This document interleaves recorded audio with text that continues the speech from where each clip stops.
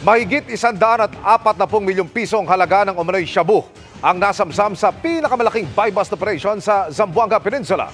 Milyong pisong halaga rin ng iligal na droga ang nasabat sa hiwalay na operasyon sa Davao.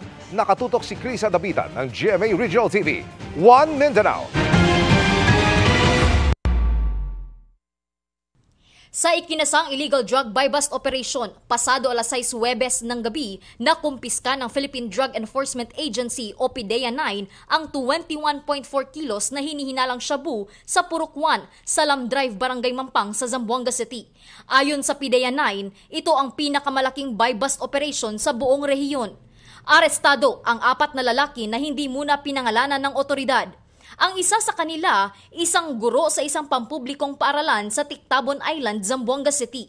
Ayon sa guro, na itago natin sa alias na Mark, wala umano siyang kinalaman sa mga nakumpiskang illegal drugs. Damay lang po ako kasi magkatabi po yung boarding house namin kasi sa isang apartment, 2 po yung kwarto. Sa kabila po yung room ko, sa kabila yung room nila. Actually, nung inula po, naka-uniform pa ako. Nanindigan ako, walang kong kinalaman sa kanila. Hindi na nagpaunlak ng panayam ang 3 iba pang sospek na kinonsiderang high-value target ng PDEA-9. Ang mga nakumpiskang droga tinatayang aabot sa 145.5 million pesos. Nakuha rin sa mga sospek ang isang kalibre 45 na pistola at mga bala. Ang mga shabu ay galing pa umano sa probinsya ng Sulu. We aligned with the marching order, sir, of the President, no? Ang utos niya sa Philippine Drug Enforcement Agency is to go after the sources of illegal drugs. Yun po muna yung priority namin. Malaking role yung barangay natin. Kaya nga po talagang pinipilit natin yung Barangay Drug Clearing Program. Sinusubukan pang makuhanan ng pahayag ang Department of Education Zamboanga sa pagkakasangkot ng kanilang guro. Sa Davao City, tinatayang nasa 800 grams na hinihinalang shabu ang nakumpiska sa isinagawang drug buy-bust operation ng San Pedro Police sa Barangay 9-A Davao City, Biyernes ng umaga.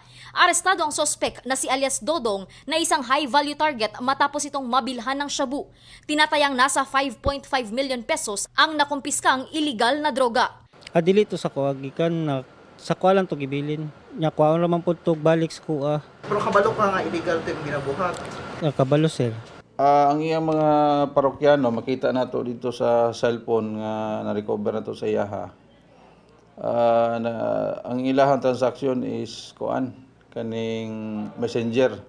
So nagamit sila og mga dummy account na dito makita na to ilang mga transaction. Mula sa GMA Regional TV 1 Mindanao at GMA Integrated News, Krisa Dapitan, nakatutok 24 oras.